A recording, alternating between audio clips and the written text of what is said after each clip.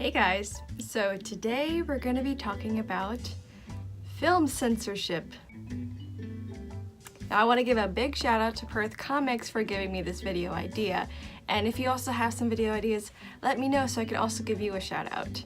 For this video, I'm going to be focusing on film censorship in the United States, but I will note that there are still a lot of censorship laws still enacted today, such as the banning of supernatural content in China, nudity in India, and LGBT content in a lot of other countries. When motion pictures were emerging, people were excited about a new medium for entertainment and didn't think that they would have harmful content. That wasn't until Thomas Edison made his very controversial 30-second film called The Kiss in 1896. This was the first time this sign of affection was shown on screen, and people were not happy about it. They viewed it as a threat to morality. But it wasn't until 1907 that the city of Chicago enacted the first movie censorship law. Other cities and states around the country also created local censorship boards in the following years, resulting in a variety of different rules and regulations. In 1915, in Mutual Film Corporation versus Industrial Commission of Chicago, the Supreme Court ruled that movies were not to be regarded as part of the press of the country or as organs of public opinion. So they were not protected by the First Amendment, allowing state and local boards to continue censoring films. But not all local boards were the same. Pregnant characters or smoking scenes might be banned in one state, but allowed in another. These inconsistent rules were a massive headache for Hollywood, which is also facing the threat of federal regulation. Religious leaders enthusiastically supported film censorship.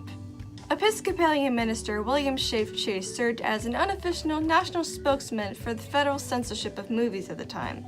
He, along with Reverend William H. Short and 200 members of women's organizations, marched to Washington in 1926 to call for the federal regulation of movies.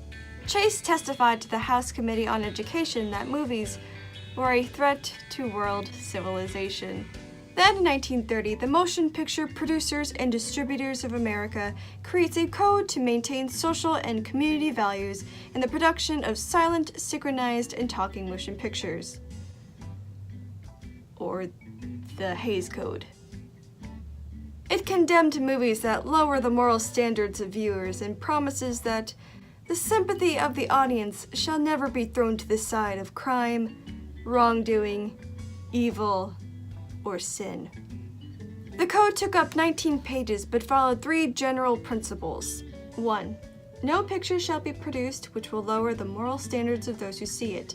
Hence, the sympathy of the audience shall never be thrown to the side of crime, wrongdoing, evil, or sin. 2. Correct standards of life, subject only to the requirements of drama and entertainment, shall be presented. 3. Law, natural or human, shall not be ridiculed, nor shall sympathy be created for its violation. When the code was first enacted, Hollywood didn't really pay attention to it and still made films their way. In 1934, the Catholic Legion of Decency was founded, and an estimated 10 million Catholics signed a pledge to refrain from viewing all objectionable movies or attending any theater that showed such films.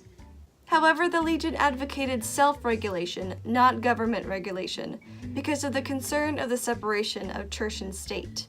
The risk of Catholic boycotts nevertheless provides an economic incentive to appease Catholic critics, and now, reprimands of Hays Code violations were being enforced. In the 1934 Mae West comedy, It Ain't No Sin, it attempted to tell a story of arson, theft, and constant sexual innuendo. But when it came time for final review, the producers had to make enormous alterations and rename the movie Belle of the 90s to secure a seal of approval. In 1952, in the case of Burstyn v. Wilson, the Supreme Court struck down a ban on Roberto Rossellini's The Miracle, which the New York State Board of Regents found to be sacrilegious. For the first time, the Supreme Court held that motion pictures are a significant medium for the communication of ideas and are entitled to some First Amendment protection. The Miracle was an Italian short film that follows a poor, simple-minded girl tending goats on a mountain. She convinces herself that a passing man is St. Joseph and begs him to bring her to heaven. The stranger gives her wine, which makes her, drowsy, and it is implied that he rapes her. When she wakes up and discovers she is pregnant, she believes it to be divine conception. But just 1 year after the Bernstein decision, the romantic comedy called The Moon is Blue was rejected for using crude language such as virgin, seduce, and pregnant. So scandalous. The director, Otto Preminger, refused to make any cuts and decided to release the film without a seal under the independent distributor United Artists. The Moon is Blue was able to book far more theaters than just 5 years earlier, thanks to the 1948 Supreme Court decision that ordered movie studios to divest from movie theaters. In 1956, the MPAA initiated a review of the production code, which resulted in the loosening of its prohibitions on the portrayal of drug use, abortion, miscegenation, and prostitution, and added a prohibition of blasphemy and ridicule of the clergy.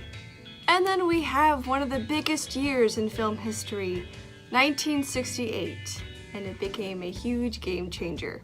The MPAA institutes a nationwide system of voluntary ratings based on the viewer's age, in response to continuing objections to the production code and to court rulings indicating that different First Amendment standards apply to adults and minors.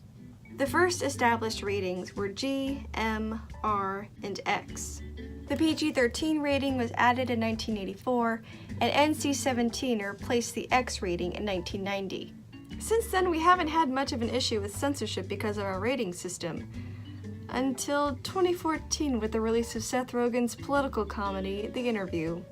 The movie follows the actions of a reality talk show host and his producer. They learn that the North Korean leader Kim Jong-un is a fan of the show and try to set up an interview.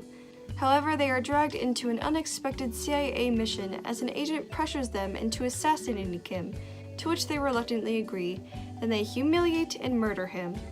The film ends with the death of Kim Jong-un and North Korea beginning its transition into a democracy. So a spokesperson for the North Korean ministry called the film an act of terrorism and promised merciless retaliation if it was released. Because that's not terrifying. So Sony decided to make some edits to the movie and tone it down, but that wasn't enough for the North Korean government.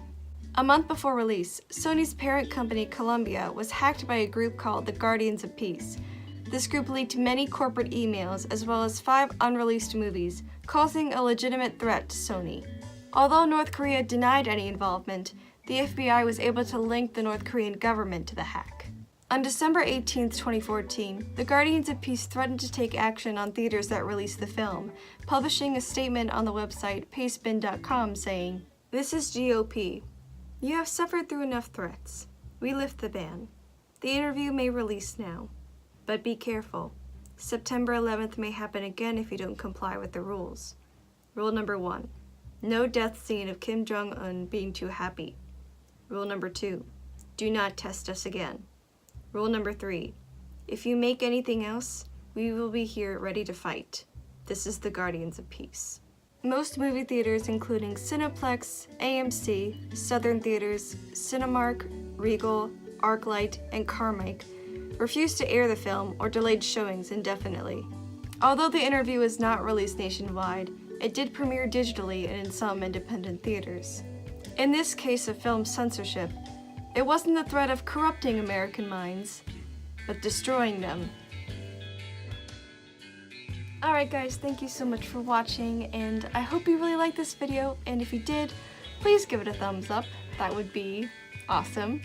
And if you really like my content and you want to see more, please subscribe. And if you have a film-related topic that you want me to research and make a video about, please comment down below, and maybe one day you'll get a shout out in one of my videos. Alright guys, thank you so much for watching, and I will see y'all later. And you know what? All this talk about film censorship, it makes me feel like I just want to say whatever I want, because you know, it's a free country and we can just say whatever we want. So you know what? This is what I really think about YouTube. YouTube, you can